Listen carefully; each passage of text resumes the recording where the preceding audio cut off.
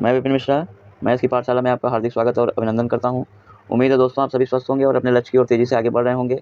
आज की क्लास में हम लोग क्लास 12th के इलेक्ट्रोमैग्नेटिक इंडक्शन जो कि चैप्टर 6 है आपके फिजिक्स में, उसको स्टार्ट करते हैं।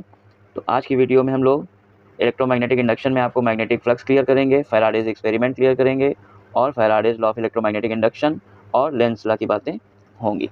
तो चलिए स्टार्ट करते हैं दोस्तों। आज का लेक्चर मैग्नेटिक इलेक्ट्रोमैग्नेटिक इंडक्शन पर बेस्ड है। तो सबसे पहली हेडिंग है magnetic flux. What is magnetic flux? तो आप लोग जैसे जानते हैं कि किसी भी मैग्नेट से चारों तरफ चुंबकीय बल रेखाएं मानी गई हैं, magnetic lines of forces exist करती हैं जो कि इमेजिनरी है, क्लोज्ड है, कर्व लूप है। तो जब आप किसी मैग्नेट के चारों तरफ कहीं से भी स्पेस में कोई सरफेस रखते हैं या कॉइल रखते हैं तो उस कॉइल के अंदर से जितनी मैग्नेटिक लाइंस ऑफ फोर्सेस पास होती हैं उन्हीं को हम लोग क्या कहते हैं? मैग्नेटिक फ्लक्स कहते हैं। Faraday refer to change in B, मतलब कि फैराडे ने मैग्नेटिक फील्ड को चेंज करने पर या एरिया ऑफ कॉइल चेंज करने पर या ओरिएंटेशन का मतलब कॉइल की पोजीशन चेंज करके कॉइल को घुमाकर मैग्नेटिक फ्लक्स चेंज करने पर देखा कि उसमें ईएमएफ और करंट इंड्यूस होता है। इसी फिनोमेनन को उन्होंने नाम दिया इलेक्ट्रोमैग्नेटिक इंडक्शन, विद्युत चुम्बकीय प्रेरण। तो चुंबकीय फ्लक्स क्या है?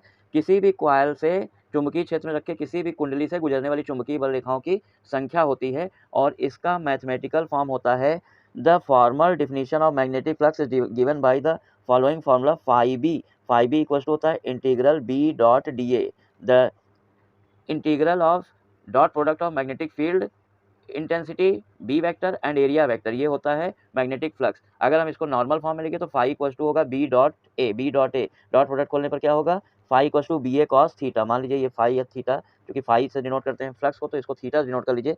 अब यहाँ पर देखिए जैसे ये कॉइल रखी है, यहाँ पर एक कॉइल रखी हुई है और मैग्नेटिक फील्ड आपका इस डायरेक्शन में इंक्लाइंड है और कॉइल का नॉर्मल क्या होता है? कुंडली का नॉर्मल मतलब कुंडली के तल का अभिलंब एरिया वेक्टर कहलाता है, क्षेत्रफल सदिश। तो बी वेक्टर और एरिया वेक्टर के बीच में ये एंगल जो बन रहा है ये थीटा है। हमेशा जब एंगल देखते हैं तो एरिया वेक्टर से देखते हैं, मतलब कुंडली के तल के लंबवत सदिश से देखा जाता है। फिर कह रहा है कि अब ये फ्लक्स मैक्सिमम कब होगा? जब ये थीटा की वैल्यू बी वेक्टर और ए वेक्टर के बीच का एंगल जब 0 डिग्री होगा तो cos 0 की वैल्यू क्या हो जाएगी? मैक्सिमम। तो फाई की वैल्यू मैक्सिमम हो जाएगी। और जब यही थीटा 90 डिग्री हो जाएगा, 90 डिग्री कब होगा? जबकि जो मैग्नेटिक फील्ड है, मैग्नेटिक फील्ड में जो कॉइल है वो उसी के पैरेलल हो जाएगी, तो उसका नॉर्मल जो है 90 डिग्री पर निकलेगा। 90 डिग्री पर निकलेगा तो cos 90 0, उससे कोई फ्लक्स पास नहीं होगा। तो इस तरह से या तो मैग्नेटिक फील्ड बी चेंज करेंगे, अगर हम मैग्नेटिक फील्ड बी चेंज करेंगे तो भी फ्लक्स चेंज होगा। अगर हम एरिया ऑफ कॉइल चेंज करेंगे तो भी बी फ्लक्स चेंज होगा। और ओरिएंटेशन का मतलब अगर हम थीटा चेंज करेंगे तो भी फ्लक्स चेंज होगा। तो फाई की वैल्यू, मैग्नेटिक फ्लक्स की वैल्यू 3 चीज़ों पर डिपेंड करती है। पहला है मैग्नेटिक फील्ड इंटेंसिटी, दूसरा है area of the coil and तीसरा orientation of the coil with respect to magnetic field. आगे बढ़ते हैं। मैग्नेटिक फ्लक्स इक्वेशन, जैसे आपने ये देखा कि कोई कॉइल रखी हुई है, इस कॉइल पर मैग्नेटिक फील्ड इस डायरेक्शन में दिखाया गया। देखिए मैग्नेटिक फील्ड इस डायरेक्शन में जा रही है, यूनिफॉर्म मैग्नेटिक फील्ड, और इस कॉइल का जो एरिया वेक्टर है वो इधर निकला हुआ है। इनके बीच का एंगल थीटा है। तो फाई का फॉर्मूला मैग्नेटिक फ्लक्स का फॉर्मूला अभी आपने देखा। मैग्नेटिक फ्लक्स का फॉर्मूला क्या देखा? Phi equals to B A cos theta, phi equals to B A cos theta.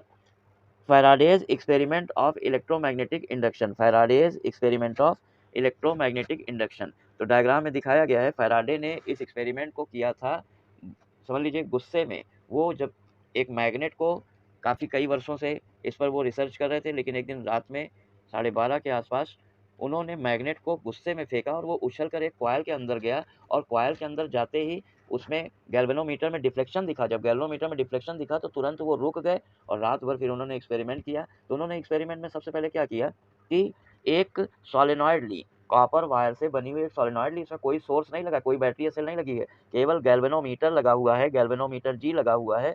और एक नॉर्थ पोल इसके पास ला रहे हैं। तो जब नॉर्थ पोल इसके पास ला रहे हैं तो कॉइल और मैग्नेटिक पोल के बीच का जब डिस्टेंस घटता है तो मैग्नेटिक फ्लक्स इंक्रीज होता है। मैग्नेटिक फ्लक्स इंक्रीज होता है, चुंबकीय फ्लक्स जब बढ़ता है तो कुंडली में प्रेरित धारा और प्रेरित विद्युत वाहक बल उत्पन्न हो जाता है।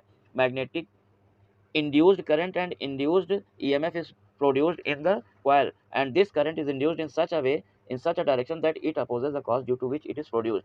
उस कारण का विरोध करती है जिसके कारण स्वयं उत्पन्न होती है। इसीलिए अगर इस नॉर्थ पोल को हम इसके पास ला रहे हैं तो देखिए कॉइल का नॉर्थ पोल भी इधर ही बना, ताकि नॉर्थ में क्या लगेगा, रिपल्सन लगेगा। और जब यही नॉर्थ पोल जो है जब ये दूर जाने लगा, जब इस मैग्नेटिक पोल को हम दूर ले जाने लगे, सेकंड डायग्राम में देखिए, तो तुरंत ये करंट का डायरेक्शन, गैल्वेनोमीटर का डिफ्लेक्शन और करंट का डायरेक्शन, इंड्यूस करंट का डायरेक्शन पलट गया।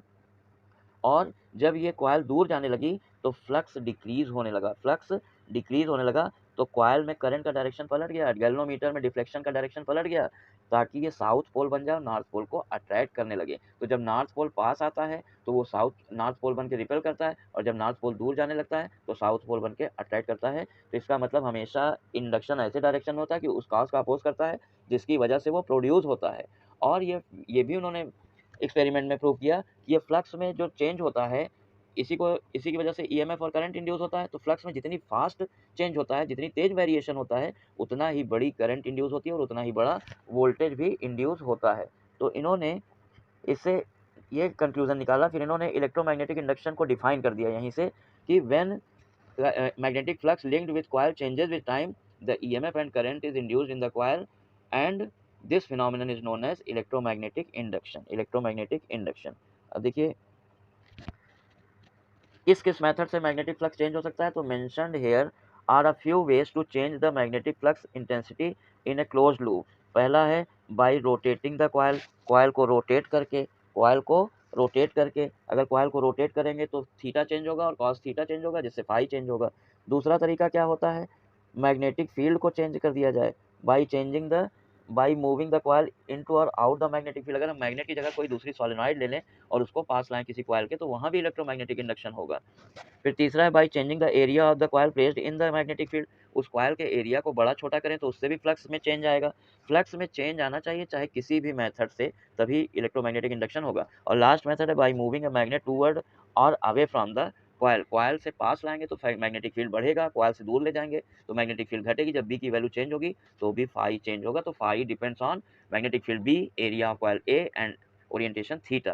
तीन चीज़ों पर डिपेंड करता है। आगे बढ़ते हैं। अब ये आ गया Faraday's law of electromagnetic induction. Faraday's law of electromagnetic induction में क्या उन्होंने बताया, Faraday's law of electromagnetic induction में फर्स्ट लॉ में उन्होंने बताया, Faraday first law, the changing magnetic field linked with the conductor induced an electromotive force in the conductor and also induced current. जब भी किसी कुंडली से गुजरने वाली चुंबकीय बल रेखाओं की संख्या में अर्थात चुंबकीय फ्लक्स में परिवर्तन होता है तो कुंडली में प्रेरित धारा और प्रेरित विद्युत बल उत्पन्न हो जाता है। ये तो इलेक्ट्रोमैग्नेटिक इंडक्शन की डिफिनीशन है, जिसको उन्होंने पहला लॉ बना दिया। दूसरा लॉ इनका क्या कहता है, दूसरा लॉ थोड़ा मैथमेटिकल है कि the Faraday's second law state that the induced electromotive force is proportional to the rate of change of magnetic flux linked with the conductor. इसका मतलब कि जो कुंडली में प्रेरित विद्युत वाहक बल का जो मान है वो चुंबकीय फ्लक्स में परिवर्तन की ऋणात्मक दर के बराबर होता है। फ्लक्स में परिवर्तन की दर जितना ज़्यादा होगा, ईएमएफ का मान भी उतना ज़्यादा होगा।